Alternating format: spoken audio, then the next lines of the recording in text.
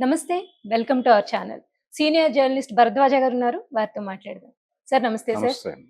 Sir mega ఫ్యామిలీకి, అల్లు ఫ్యామిలీకి ఎక్కడ చెడింది? అల్లు అర్జున్ ఎందుకు ఒంటరి పోరాటం చేస్తున్నారు? నాగబాబు ఐకాన్ ఎందుకు వెంబడిస్తున్నారు? చిరంజీవి, అల్లు అరవింద్ ఎందుకు సైలెంట్ గా ఉన్నారు అంటే మీరేమంటారు? అంటే అల్లు అర్జున్ ఒంటరి పోరాటం.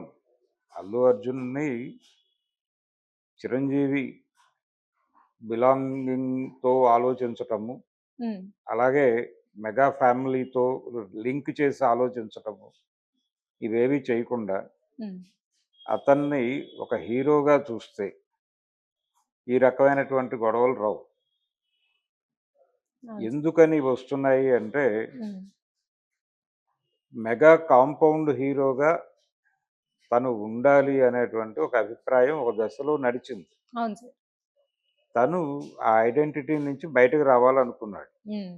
రావటం ద్వారా తనదంటూ ఒక ఐడెంటిటీ క్రియేట్ చేసుకోవాలనుకున్నాడు. హ్మ్. హ్మ్. ఇది తప్పేం కాదు. ఇది ఎంత మాత్రమూ తప్పు కాదు. చిరంజీవి అల్లు రామలింగయ్య గారి అమ్మాయిని చేసుకోవటం వల్లనే అతనికి అవకాశాలు వస్తున్నాయి అని హ్మ్. 80 దశకం ప్రారంభంలో ప్రతి టీ కొట్టు దగ్గర ప్రపంచం మాట్లాడుకుంది. Okay sir. హ్మ్. ఆ రోజున చిరంజీవి కూడా సఫకేట్ అయ్యాడు. హ్మ్. ఇదేమిటి, నేను నా కష్టం మీద కదా ఎదుగుతోంది, అల్లు రామలింగయ్య గారి కుమార్తెను చేసుకోకపోతే నేను ఎదిగి ఉండేవాడిని కాదా? అయితే ఇక్కడ ఒక వాస్తవం ఉంది. అదేంటంటే అల్లు రామలింగయ్య గారి అమ్మాయిని చేసుకోవడం వలన అరవింద్ అనేటువంటి ఒక బావమరిది ఆయనకు వచ్చాడు. అవును సార్. వచ్చిన తర్వాత ఆయన ప్రొడక్షన్ లైన్‌లో ఉన్నాడు. హ్మ్. ఆయన ప్రొడ్యూసర్‌గా ఉన్నాడు. చిరంజీవి గారి ఎదుగుదలలో అరవింద్ గారి ప్రోత్సాహము, అరవింద్ గారి పాత్ర ఖచ్చితంగా ఉంది. ఉంది సార్. అవును. అలాగే అరవింద్ చిరంజీవి సినిమా పరిశ్రమలోకి వచ్చే నాటికే ప్రొడ్యూసర్. హ్మ్. అప్పటికి ఆయన 4 సద్దినోత్సవ చిత్రాలు తీసున్నాడు.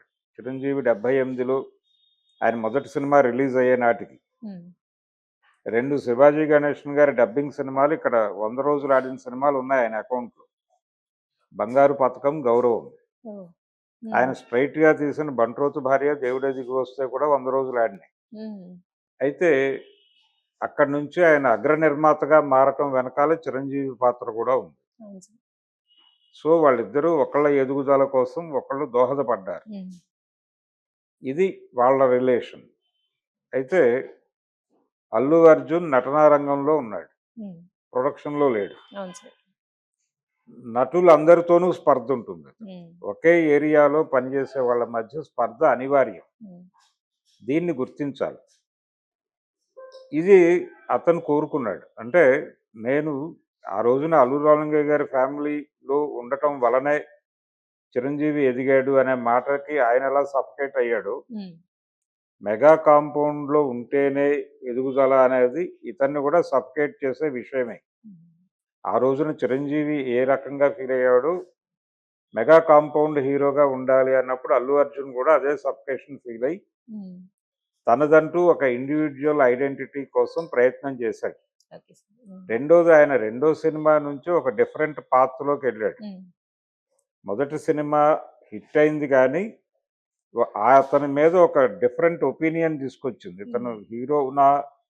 ఇతను హీరో అవుతాడా? నిలబడతాడా? అనే ఒక అవును అనుమానాస్పదమైనటువంటి సార్. సందర్భంలో నిలబెట్టింది ఆ సినిమా హ్మ్. హ్మ్. 'గంగోత్రి'. గంగోత్రి. నిజానికి అతన్ని నటుడిగాను, ఇతను హీరో మెటీరియలే అనేటువంటి ఒక ధైర్యాన్ని ఇచ్చిన సినిమా 'ఆర్య'. ఆరి. అవును సార్. 'ఆర్య' నుంచి అతని రియల్ జర్నీ మొదలైంది. హ్మ్. అక్కడి నుంచి తనదంటూ ఒక స్టైలు ఇలా బిల్డ్ చేసుకుంటూ వచ్చాడు. హ్మ్. తన కెరియర్‌ని బిల్డ్ చేసుకునేటువంటి క్రమంలోనే తనదంటూ ఒక స్పెషల్ ఐడెంటిటీ కోసం కూడా ప్రయత్నం చేశాడు. హ్మ్. ఈ ప్రయాణంలో అతని సినిమా ఈవెంట్స్‌లో కూడా, అంటే ఈ సందర్భంగా అభిమానులు ఎలా చూడటం మొదలుపెట్టారంటే, ఏ హ్మ్. హీరో ఆ కాంపౌండ్ నుంచి వచ్చిన ఏ హీరో ఫంక్షన్ అయినా సరే, అక్కడ చిరంజీవి, పవన్ కళ్యాణ్ అపియర్ అవ్వాలి అని కోరుకునేవాళ్ళు అవును ఆ సార్. వేదిక మీద. హ్మ్.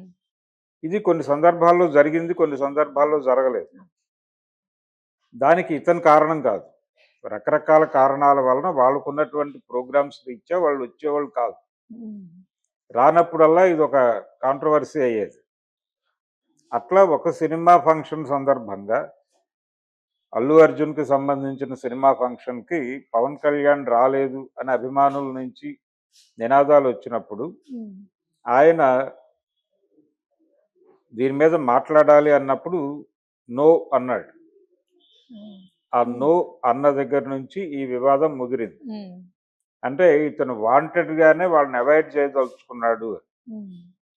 ఈ అవాయిడ్ చేయదలుచుకున్నాడు అనే దాని మీద ఆయన నిలబడ్డాడు తప్ప వీళ్ళని అగౌరవపరచాలనేది ప్రోగ్రామ్ కాదు. అవును సార్. హ్మ్. చిరంజీవినో లేకపోతే పవన్ కళ్యాణ్‌నో అగౌరవపరచాలి అనేది కాదు ప్రోగ్రామ్. హ్మ్. నటుడిగా ఉన్నాడు కాబట్టి చిరంజీవితో కూడా అల్లు అర్జున్‌కి స్పర్ధ ఉంటుంది. పోటీ ఉంటుంది. హ్మ్. చిరంజీవి రికార్డులను బద్దలు కొట్టాలి అనే ప్రోగ్రామ్ ఖచ్చితంగా ఉంటుంది. అవును. ఒక దశలో చిరంజీవి గారిని అడిగారు.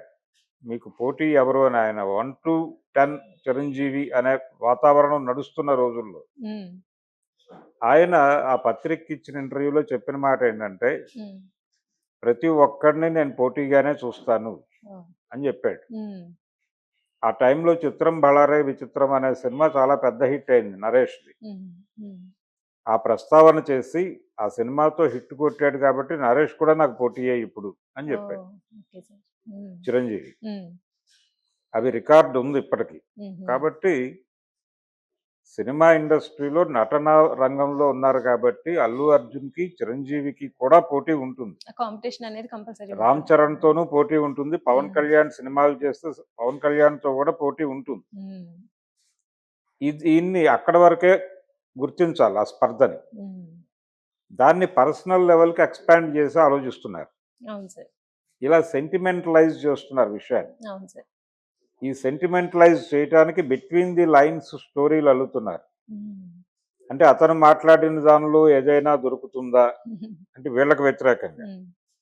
అలాగే వీళ్ళు మాట్లాడే మాటల్లో అతనికి అతనికి వ్యతిరేకంగా వ్యతిరేకంగా. ఏదైనా దొరుకుతుందా అనే పరిశోధనాకారులు ఎక్కువైపోయారు. హ్మ్. ఆ ఎక్కువైపోవటంతో మీడియాలో రకరకాల కథనాలొస్తున్నాయి. హుహు. అతను అంటే నాగబాబు గారు ట్వీట్ చేశాడు. హ్మ్. ఒక వివేకానంద కొటేషన్ ఒకటి పెట్టాడాయన. హ్మ్. అంటే నువ్వు నెమ్మదిగా దూరం జరగటం మొదలుపెడితే, నువ్వేమిటో నువ్వు మర్చిపోయి దూరం జరిగితే, నీ మూలాలు ఎక్కడున్నాయో అక్కడికి చేరుకోవటం కష్టమైపోతుంది హ్మ్. అనేది టోటల్‌గా దాని సెన్స్. హ్మ్. ఇది ఆయన ఏ కాంటెక్స్ట్‌లో అయినా పెట్టుండొచ్చు. ఎవరి గురించైనా పెట్టుండొచ్చు. ఆయన స్పెసిఫిక్‌గా అల్లు అర్జున్ గురించి పెడుతున్నాననే మాట అనలేదు. అవును సార్. హ్మ్. కానీ ప్రపంచం అలా అర్థం చేసేసుకుంది దాన్ని. హ్మ్. చేసేసుకుని ఇది అతన్ని టార్గెట్ చేస్తూ పెట్టింది అని. హ్మ్. ఇదే టైంలో ఇంకొక ట్వీట్ వైరల్ అవుతోంది. నంద్యాల ఎంపీ గారు బైరెడ్డి హ్మ్. శబరి పెట్టినటువంటి ట్వీట్ కూడా వైరల్ అవుతోంది. అవును సార్. అంటే హ్మ్. ఆవిడ మీ ప్రీ రిలీజ్ ఈవెంట్ నంద్యాలలో చేసుకోండి. హ్మ్. మీరు గతంలో ఒకసారి ఒక ఈవెంట్ చేశారు ఇక్కడ. అది మాకు బాగా కలిసొచ్చింది. హ్మ్. అంటే శిల్పా రవికి ప్రచారం చేస్తూ ఆయన అక్కడ ఒక చిన్న ఊరేగింపులో పాల్గొని ఒక చిన్న బైట్ ఇచ్చి వచ్చేసాడు ఓకే. అల్లు అర్జున్. అల్లు అర్జున్. హ్మ్. దాన్ని ఈవెంట్‌గా చెబుతూ మీరు గతంలో ఒక ఈవెంట్ నిర్వహించారు. అది మాకు ఉపయోగపడింది. అంటే హుహు. ఆ ఎలక్షన్‌లో ఈ శబరి గారు అలాగే ఫరూక్ వాళ్ళిద్దరూ గెలిచారక్కడ హుహు. హ్మ్. టీడీపీ నుంచి.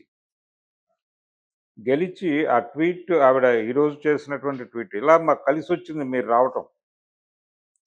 మీరు పాన్ ఇండియా లెవెల్‌లో పెద్ద సక్సెస్ కొట్టాలని మేము ఆశిస్తున్నాం అని హ్మ్. కూడా ఒక వాక్యం జోడించి హ్మ్. నంద్యాలలో ఈవెంట్ చేయండి అని పిలవటం హ్మ్. అనేది ఒక రకంగా రెచ్చగొట్టే ప్రోగ్రామే.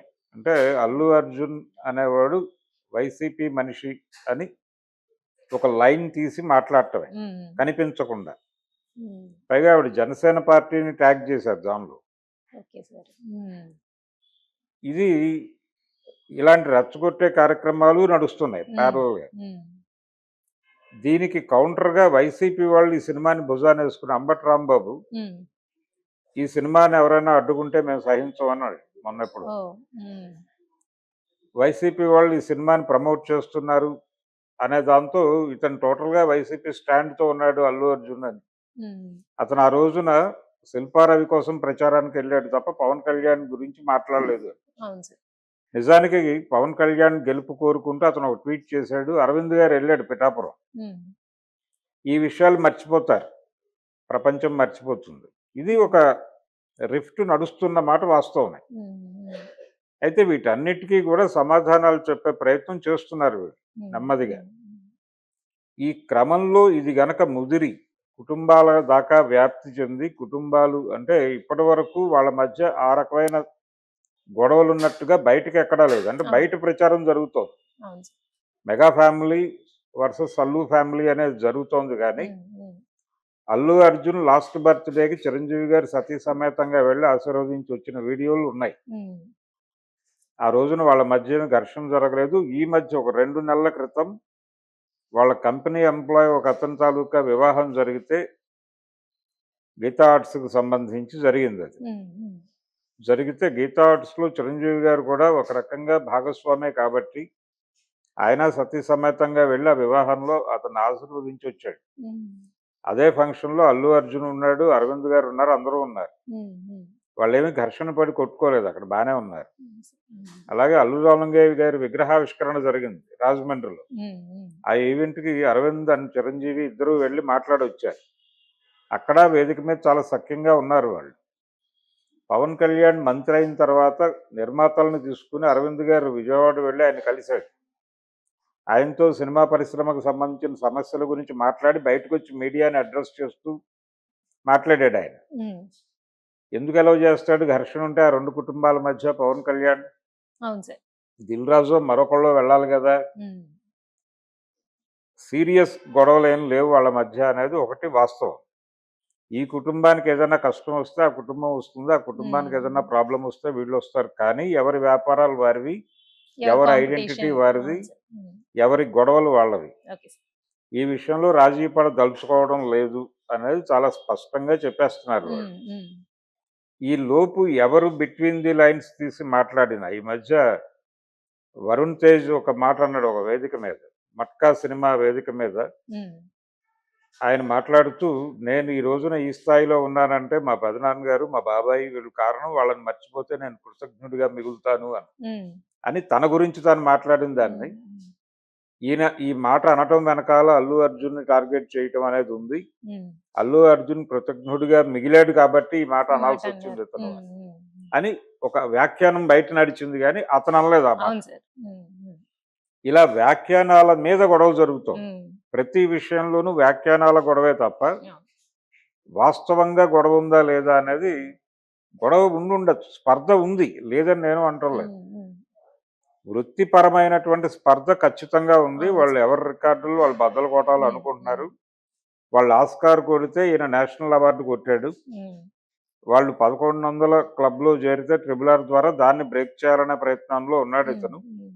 బాహుబలిని దాటి 2000 క్లబ్లోకి వెళ్ళాలనే ప్రయత్నంలో ఉన్నాడు. ఒకవేళ ఇది సక్సెస్ అయితే వాళ్ళు ఆ రేంజ్ ప్రోగ్రామ్ డిజైన్ చేసుకుంటారు. ఇది నిరంతర ప్రక్రియ. దీనిలో ఎవరు వేలు పెట్టినా వాళ్ళు ఇబ్బంది పడటమే. అందులో భాగంగానే గొడవలు జరుగుతున్నాయి. ఇవన్నీ సినిమాకు ఉపయోగపడతాయి అనుకుంటున్నారు.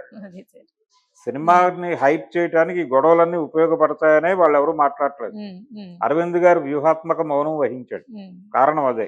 ఇదొక అడ్వర్టైజ్మెంట్ గా వాళ్ళు ప్రమోషనల్ యాక్టివిటీగానే భావిస్తున్నాడు ఆయన. జరగనివ్వండి గొడవ, మరక మంచిదే అన్నట్టుగా.